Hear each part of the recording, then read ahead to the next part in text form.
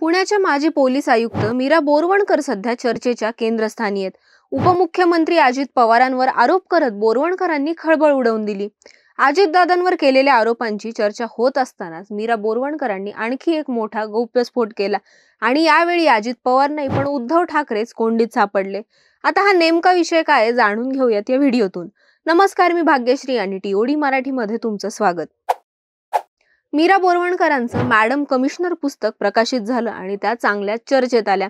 मीरा बोरवणकरांनी सध्या खुलासांचा सपाटा लावत राजकीय वर्तुळात खळबळ उडवून दिली आहे। सगळ्यात आधी त्यांनी पुस्तकात नामोल्लेख टाळत आरोप केला, पण त्यानंतर त्यांनी पत्रकार परिषद घेतली। यावेळी अजित पवारांनीच मला येरवाड्यातील जागा हस्तांतरित करण्यास सांगितली होती, पण मी त्याला नकार दिला होता। येरवाड्यातील पोलिसांच्या जमिनीचा लिलाव करण्याचा आदेश अजित पवारांचा होता, असा थेट आरोप मीरा बोरवणकरांनी केला। आता पत्रकार परिषदेत बोरवणकरांनी फक्त अजित पवारांवरच आरोप केले का? तर नाही, त्यांनी नीलम गोऱ्हे आणि उद्धव ठाकरेंचे निकटवर्तीय मिलिंद नार्वेकर यांचं नाव घेत आणखी एक मोठा गौप्यस्फोट केला। ज्यावेळी नीलम गोऱ्हे आणि मिलिंद नार्वेकर यांच्या विरोधात गुन्हा दाखल करायचा होता, त्यावेळी आमच्याकडे फार टेक्निकल पुरावा होता। पुणे बंदमध्ये हिंसाचार कसा करावा याबाबत एकदम मस्त पुरावा होता, असा मोठा दावा बोरवणकरांनी केला। तर माझ्या अधिकारीच तेव्हा मला म्हणाले की मॅडम, गुन्हा दाखल करू नका, आम्हाला तुम्हाला मुंबई पोलीस आयुक्त म्हणून पाहायचंय, त्यामुळे त्यावेळी मी खूप दबावाखाली होते। आपण जर असं केलं तर आपल्याला पोलीस आयुक्त पद देण्यात येणार नाही, पोलीस अधीक्षक पद मिळणार नाही, असा खुलासाही बोरवणकरांनी केला। त्या प्रकरणात माझ्यावर दबाव आणला गेला होता। सध्या राजकीय लोक एवढे शक्तिशाली झालेत की पोलिसांच्या पोस्टिंगसाठी, बदलीसाठी त्यांच्यावर अवलंबून राहावं लागतं। हे चांगल्या समाजाचं लक्षण नसल्याचा आरोपही मीरा बोरवणकरांनी केला। आता बोरवणकरांच्या या दाव्यानंतर अनेक प्रश्न उपस्थित झाले। नीलम गोऱ्हे आणि मिलिंद नार्वेकरांचं थेट नाव बोरवणकरांनी घेतल्यानं उलटसुलट चर्चांना उधाण आलं आणि या प्रकरणात भाजप आमदार नितेश राणेंनी उडी घेतली। मीरा बोरवणकरांच्या त्या पत्रकार परिषदेचा संदर्भ देत नितेश राणेंनी थेट उद्धव ठाकरेंना फैलावर घेतलं। पुण्यामध्ये घडलेली दंगल ही उद्धव ठाकरेंनीच घडवली असल्याचा गंभीर आरोप राणेंनी केलाय।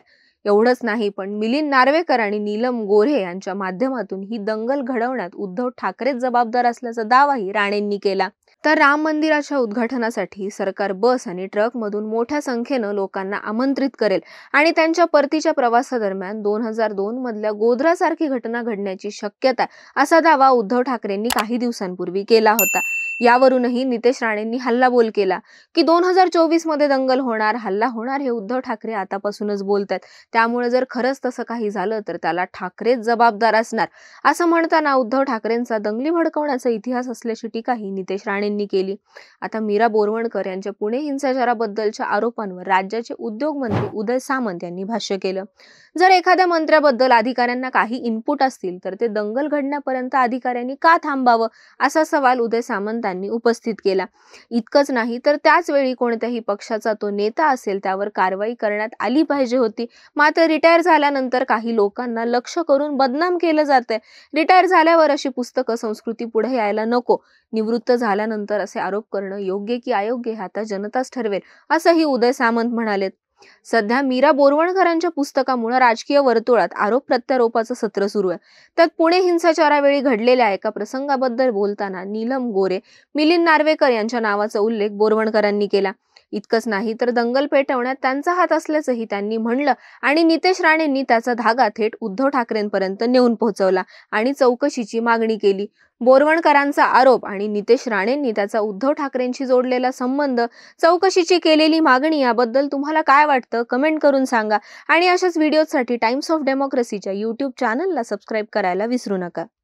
राजकारणाचं अचूक विश्लेषण आणि ताज्या घडामोडींचे विश्वसनीय व्यासपीठ टाइम्स ऑफ डेमोक्रेसी टीओडी मराठीच्या सर्व डिजिटल प्लॅटफॉर्म्सना लाईक, शेअर आणि सबस्क्राइब करा। तसंच नोटिफिकेशन्स मिळवण्यासाठी बेल आयकॉन प्रेस करायला विसरू नका।